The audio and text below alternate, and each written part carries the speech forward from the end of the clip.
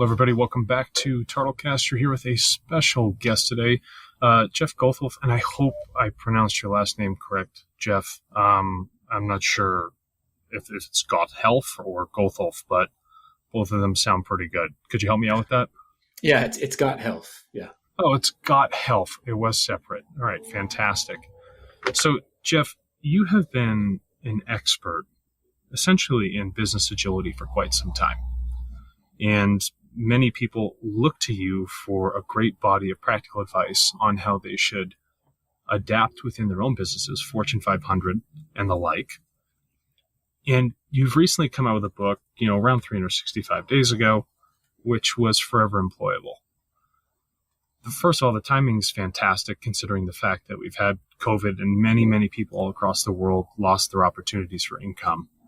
And so when they're looking to adapt to different catalysts in life, you come about with this book to say, hey, I have a format that I know works because from what I understand, and you can tell me wrong, my own life, you, Jeff, speaking about you, you've used this model. And this model has actually decreased many of the risks in the adaptations you take, but has increased the amount of brand value you have for yourself as that sort of leading thought thinker around business and life, adaptation to business environments, and any other stressors that we happen to find. Am I wrong with that? No, that's absolutely right. In fact, the book is semi-autobiographical. It's my story. I say semi because it starts when I turned 35 rather than everything leading up to being 35. But it is my story, and it's what I've learned along the way, building my career. And frankly, it's born of a kind of an ongoing, continuous inbound stream of requests to share that story in bits and pieces. So people will email or direct message and say, hey, Jeff, how did you get that speaking gig? Or how'd you get that book deal? Or how did you get published on that website? Or how'd you end up on that podcast? And at some point, those requests add up and there's a clear signal from the market that says people want to know this stuff. They want to understand how to do this better. And so I decided to write the book and share my story. Now, obviously, it's augmented with other people's stories as well. But yeah, I mean, this is my experience doing this. And so that should be both encouraging, but also, take it with a grain of salt. There's a lot to take away, a lot to learn, but also to be adapted in your unique context. Well, that's funny. You say that individuals from the market came to you asking questions. And those questions is almost like the A/B test and the response from your follower, your tribe, whether it be 100, 1,000, 10,000, or a million. And they're like, hey, this is what we're looking for. So you're like, it's interesting. I wonder if I can articulate a narrative. And like you would say, plant my flag and go all in on these questions to actually create something, a resource of great value for these people. So not only can they, pay me back for this resource, that the work I put into it, but it can really help them expand upon doing that same thing in their own lives. Is that correct?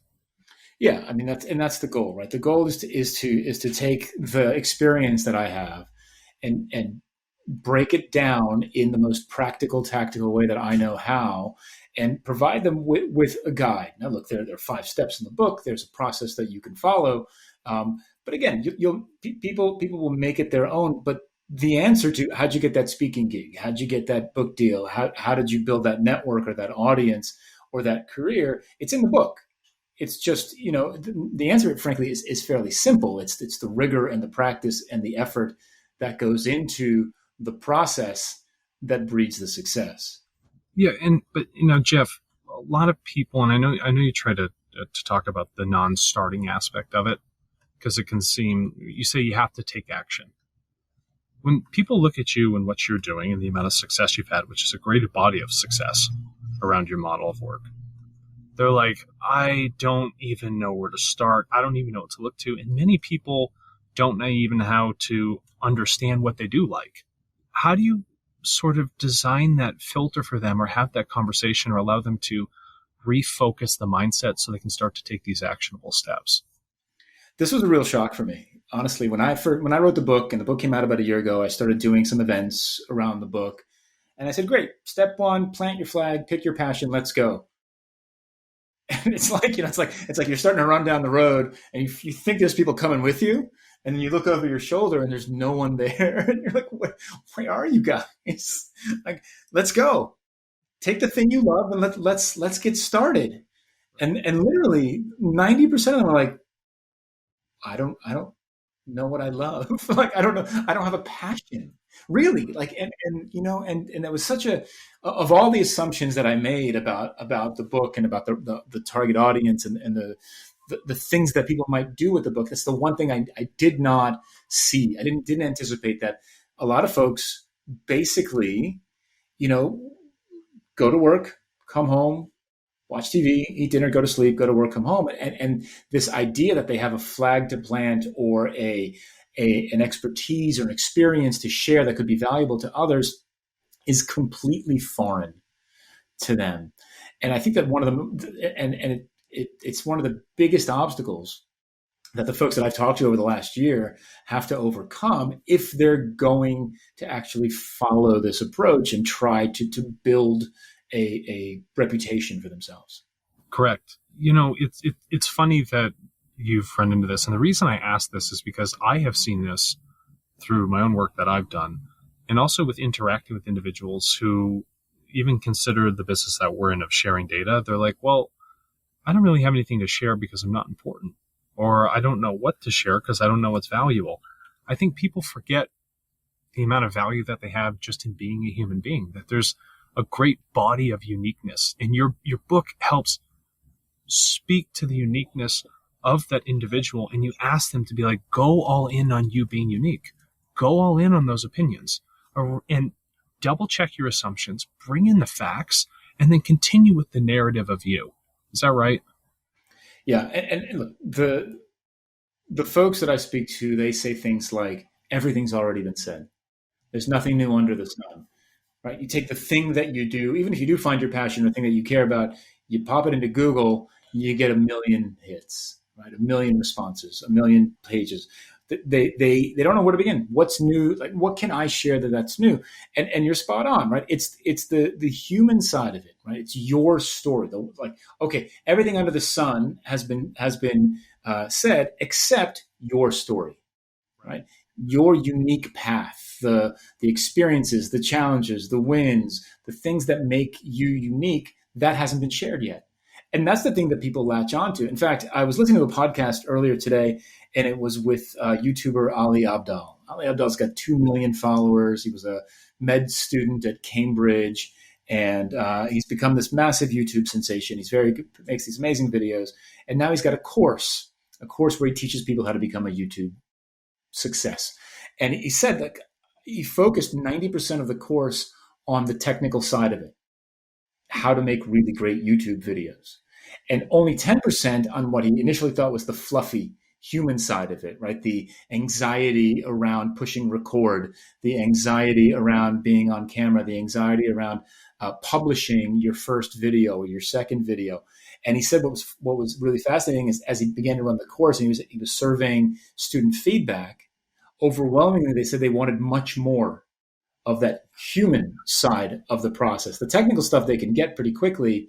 It's the, how do I get over my imposter syndrome, right? How do I get over critiques, unfriendly critiques? That's the stuff that people really hang on to, and that's the human side of this conversation. And I think, when you talk about that and you use the Solomon quote, there's nothing new under the sun. Yeah, there may not be something new, but the way the narrative is told is different for each person. We all have to learn, right? That's a general theme for us, and we're all trying to achieve or evolve to something. Okay, that's shared. But the way in which that is done carries that uniqueness. But the narrative, the emotion, the impact, it may not seem like other people may latch onto it, but something about that fluff is actually the real driver for people in an emotional sense that captures them. Yes, we can all create that great YouTube page. Yes, we can write books, run businesses, do this, do that. But the real personal narrative of how we got there, that real aspect of the storytelling, that emotional capture, is the driver. And you never know who you're going to capture. You never know which part of that audience is actually going to resonate with that very emotional aspect that you are feeling, because there are other people that can commiserate or link up with that. There are audiences that I've spoken to in the last year who don't have any experience, work experience. They're fresh out of school. trade school, vocational school, developer boot camp, whatever it is. And their first question is, what am I going to talk about? What could I possibly have to share? And I said, well, share your experience in dev boot camp. Share your experience looking for your first gig as a software engineer. Share your experience first day on the job, first 90 days on the job.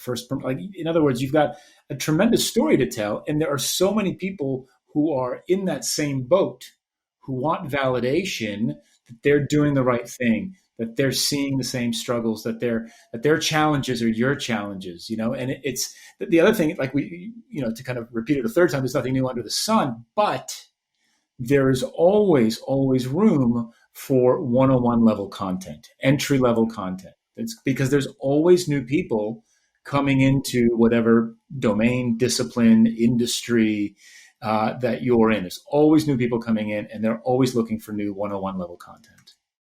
Yeah, and I think that's what's so fabulous about this. And so when an individual is creating that one-on-one content, what data should they look for that helps them reinforce that they're on the right narrative path, that they've gone in on the right thing? What should they look for in terms of numbers or reinforcement that tells them this is the path I should continue to take?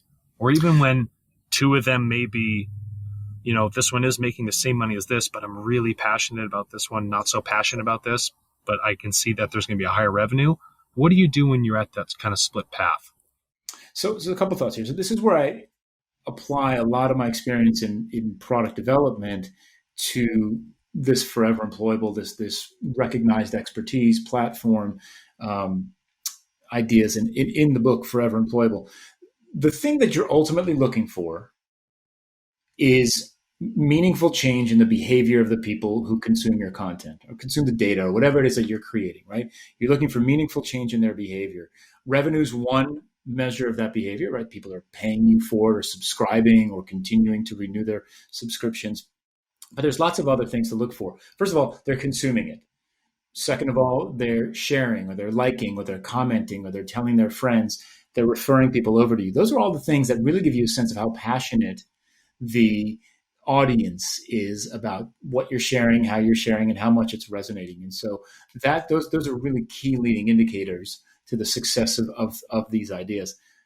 If you're lucky enough to find yourself in a position where you've got two equally successful ideas, or maybe one's a little bit more successful than the other, and you've got to decide ultimately where to focus your effort, that becomes an interesting challenge because you have to live with that decision for a while, right? You have to stay with that idea and really exist in that world for an extended period of time. That could be months, it could be years potentially, especially if you're generating a living income off of this. And so you really have to ask yourself, is this somewhere I want to spend my time? Like if I'm not passionate about that, even if the potential is there, right? The apathy that you have for the subject matter eventually shows through.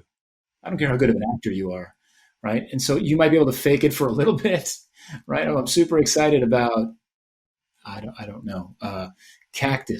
I do like cacti. Did you know that cacti, succulents are cacti, but not all cacti are succulents? I just figured I would share that with you. They brought that up. Didn't know that, right? Yeah. But really, like if if there's a big audience for that, but you really are like, I like cacti, but I'm really more of a tree guy. Yeah. Right. Well, that's like, it's time, the Great Equalizer, right? People will see through that. For instance, in my personal case, when we started TARTLE, it took 4 years of literally putting that flag down. This is our opinion. Eradicate the assumptions, A/B test the hell out of it, and let's see if we can do something with something that we are truly passionate about. We want to help human beings. We want them to be able to share data and fix that power asymmetry that we've currently felt. And we've told that story thousands of times. And it takes a long time. It takes a great body of effort. And you have to have that passion because there will be those ups and downs. So how is it, Jeff, that you can help people move through the weathering of the ebb and flow of time and these passions that come and go? Look, So here's an example. Okay, the first book that I wrote is called Lean UX, Lean User Experience, and it came from the work that I was doing with my product design development teams back in 2008 in New York City. Which means that today in 2021, and by the way, it's the most successful book I've written, the first one. Right, you always kind of come out with your big hit first, and then your sophomore album never does as well as your debut. Nevertheless, I have been talking about Lean UX for 13 years at least 13 years. There have been moments, especially in the first 3, 4, 5 years, and once the book initially came out, where it was just up and to the right. Everything was just great. Bigger audiences, more sales, bigger conferences, bigger gigs, and then it starts to become cyclical, and to I definitely got to a point where I began to doubt whether this thing had legs, kind of after 5, 6 years of doing it. And speaking to a few folks, they told me I was ridiculous. They said there's so many more folks who can benefit from this, so many more folks who haven't read this yet. You just have to persevere through those down cycles and keep pushing it out there. And part of the reason for that is that Lean UX in this particular case is solving an evergreen problem, right? It's solving a collaboration issue between different disciplines inside digital product development teams, right? That's what it's solving. And so that's an evergreen problem. And if you can, the thing that you're sharing, the thing that you're talking about fundamentally solves an evergreen problem, then it will have legs for a long time. What we call it, how you share it, how you distribute it, that's going to vary over the years. The way that you deliver that idea and that value, well, that's iteration, that's innovation, that's just sort of reinvention for an ever-changing world and marketplace. But if the core problem is evergreen, forgive me, but you're going to be forever employable, right? Yeah, no, yeah. In that sense. And so, does that mean an individual or a business should constantly be searching for that evergreen problem, whether it's the product they create, the service they create, or things that are happening within their own lives? Family matters, relationship matters. I know this is a little bit away from business, but I truly think this is applicable across all those fields. Do you look for what that evergreen is? Is that an introspective thing that is happening as much as it is something that happens on the outside? I think you look for that evergreen problem, the thing that's going to be there, and I think you spend your effort iterating on how you solve and deliver solutions for that problem. The trick is finding that core problem. This is another exercise I do with a lot of folks. With us, I'll say, what's the core problem you help people solve? And they say, I'm a project manager. Okay. What's the core problem you help people solve? I manage projects. Okay. What's the core problem you help people solve? Right. And it's like 5 whys, right? It's like you kind of ask the 5 whys until they get to the point where they're like, I help diverse individuals reach a common goal. Okay. Right. That's project management. Right. If you boil it down, that's an evergreen problem.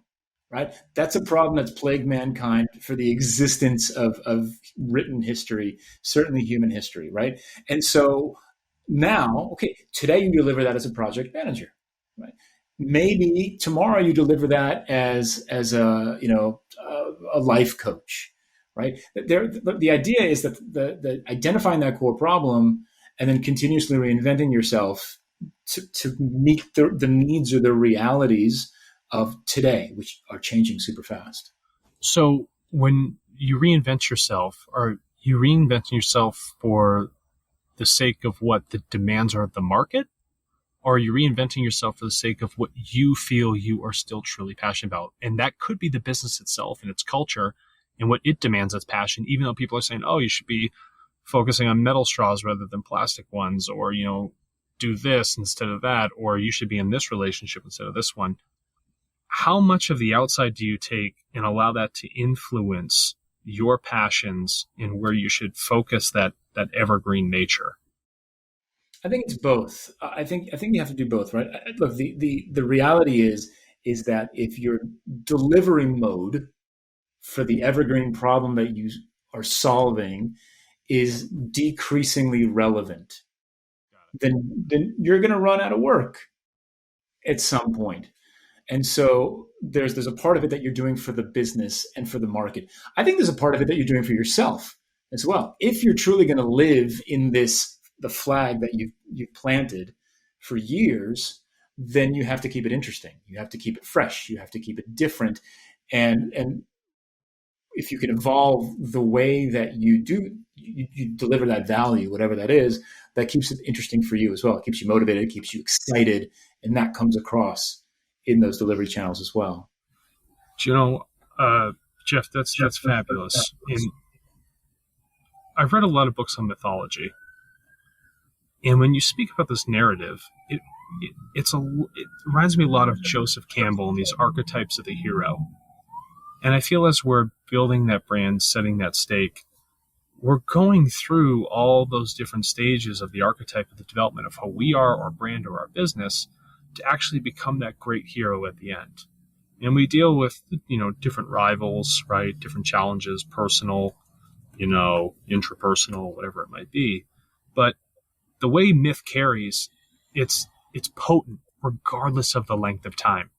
And I think it's that function of passion and understanding within the myth itself, the narrative of the human being, which gets carried over into the culture of businesses, that makes things truly stick. It's what makes Hollywood work. And when I read Forever Employable, it's almost like when I go back to reflect on my life in the end of my years, was I forever employable in this narrative? How strong was that narrative in the choice I made through my passions to create good or create wealth or whatever that might be in this world?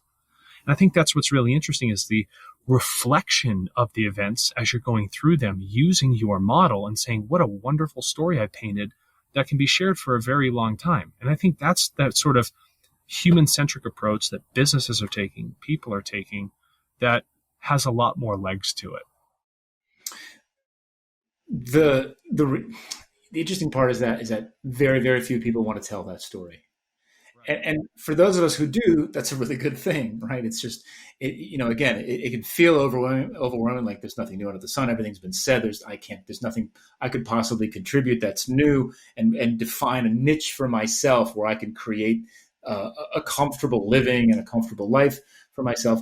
But the reality is that there are very few people who are willing to put in that kind of effort and that dedication in the grand scheme of things. That's not to say that there aren't tons of qualified people who have all the tools and all the capabilities to do so, but without that execution and without that initiative to actually get it done, it never happens. I mean, a perfect example is, so the target reader persona for Forever Employable was a friend of mine, somebody who I've known for 30 years, somebody who I'm very close friends with. And he has all the tools. He's smart, he's charming, speaks well, he's social, very friendly, super connector kind of person who knows everybody and everybody knows him, keeps in touch, can kind of set his mind to something and learn it and be good at it and be successful. But when it comes to putting all those pieces together in a way that could fundamentally redefine how he lives, that initiative isn't there. Interesting. The push isn't there because it's scary, because it's risky, because it's different. So instead, he trades that for the fear of, oh crap, my company just got acquired. I got to update my resume. Oh crap, we're doing a merger. Will I get fired? Kind of stuff, right? And so, my hope is that we actually get, in this whole movement around the creator economy and the passion economy and all of those things, right? My hope is that as that becomes more and more mainstream, we see more folks actually take all those parts that they have and put them to use to create an identity for themselves, a presence for themselves, and generate these opportunity magnets that keep them employable forever. I just love the term opportunity magnets. First of all, I nerd out with magnets anyway. But, a lot of people that are introverted don't find themselves as magnets. Does this work for an introvert as much as it does for an extrovert? It's tougher, for sure. It's tougher. But look, I mean, let's be, and I learned this only recently. So we're talking about things that we've learned recently, right? I always thought that introverts hated people and extroverts loved people. It's actually not true, right? Introverts are just drained by social interaction and need to go and recharge. Whereas extroverts are energized by they get energy from social interactions. It doesn't mean that introverts hate social interaction, right? So and I learned that relatively recently. But that said, look, this kind of um, approach to building a platform and a network and an audience for yourself, it does require a level of extrovertedness, or at least a comfort with sharing. And not everybody has that. And so, yeah, so folks who are drained by um, being extroverted, this is something you have to do in small doses. Or you find the channels that work well for you. Right. So if you don't want to host podcasts because it's exhausting for you, then don't do that. Right. You can make your own YouTube videos. You can write, right? Make infographics. There's 1,000 ways for you to express yourself that don't require you to directly interface with an audience, like face to face, one on one. But you have to find that. You have to experiment your way to find that. So you experiment with the microdosing, and you essentially microdose yourself out of fear to create action towards something that you are, what seemed uncomfortable, but something that really works with your personality. And so if you align, after reading your book, if I get this right, if you align the passion with the personality, with the A/B testing, and with an opinion that has a beautiful narrative, you're going to find success in whatever you do, and you will maintain that employment, self-employment or employment with other businesses regardless. Absolutely. Absolutely. It takes focus, it takes dedication, and it's exactly right. It's that experimentation with different channels, different types of content that will eventually help you figure out not only where your audience is and how they want to hear from you, but where you're comfortable sharing with them on a consistent basis. And that's what generates these opportunities. But again, it's effort. Stuff's not going to work out. It's going to take time to build an audience. Look, it's a lot easier. It took me, I don't know, 10 years really to kind of build the kind of platform that I have today. I see folks doing it in 2 years these days because there's so much to learn. And there's so many more resources today that where you can say, oh, I can learn from that person and see what they did and learn what they did, and really put together a series of experiments that helps you move forward much more quickly. And now, is there anything within your own personal brand in your own life that reinforced you to say in your own mind, because it's important, the thoughts you have in your own mind, I am still doing the right thing? The numbers may not show it yet.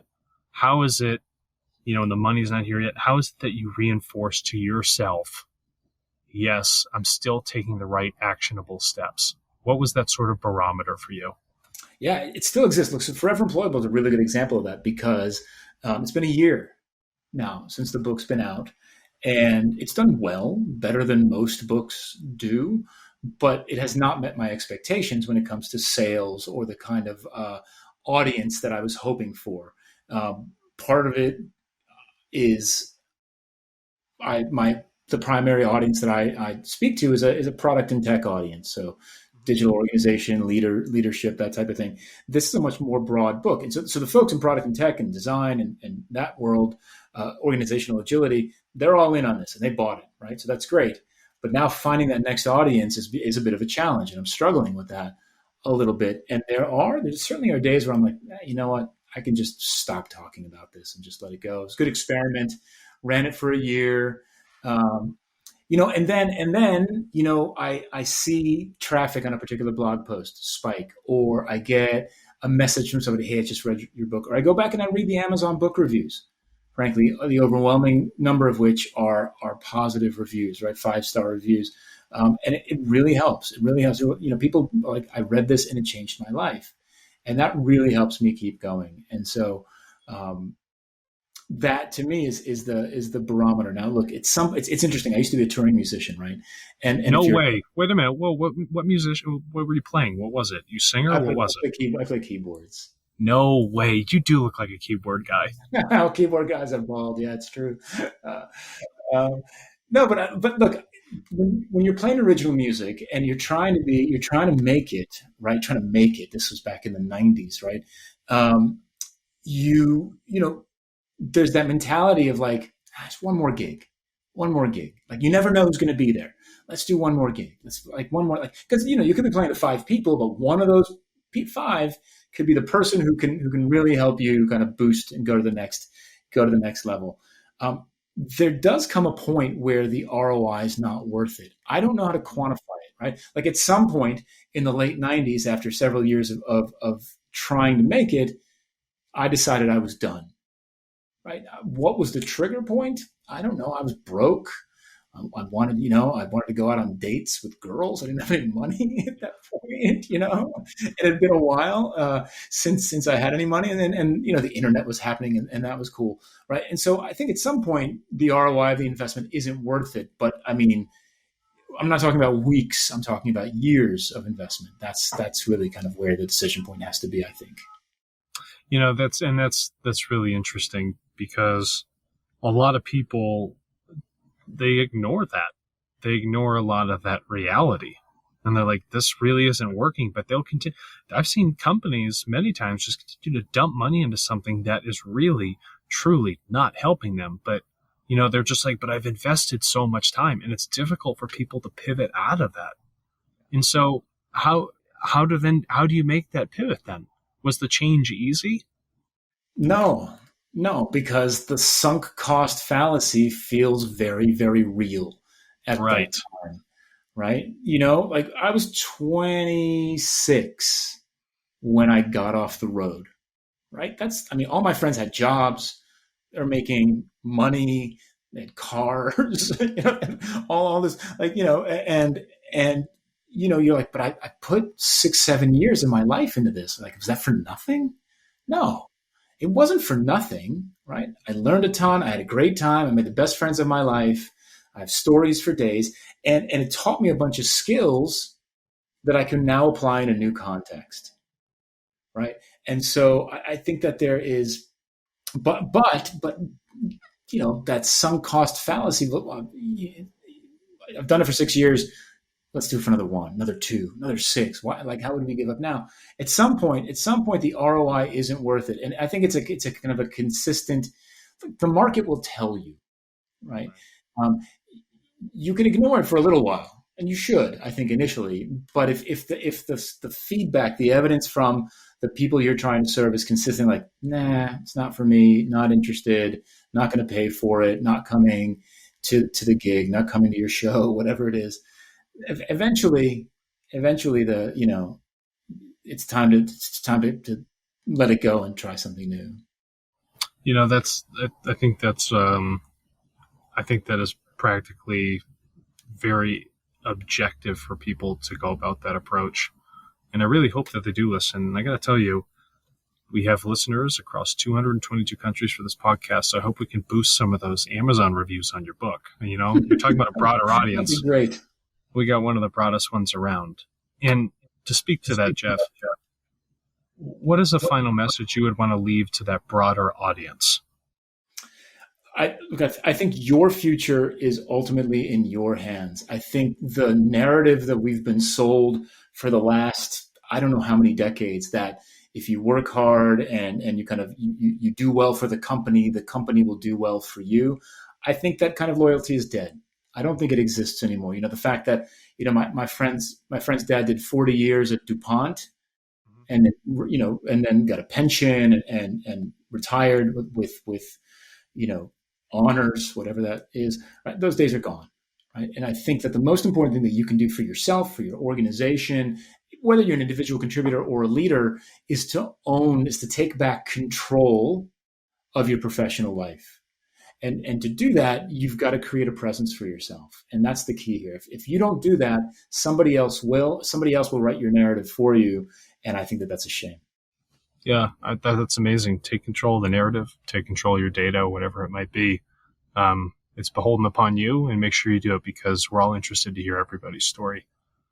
So, Jeff, thank you very much for coming on today. I sincerely appreciate it. My pleasure, Alexander. Thanks so much for having me. This is great. No problem. We'll talk soon. Okay.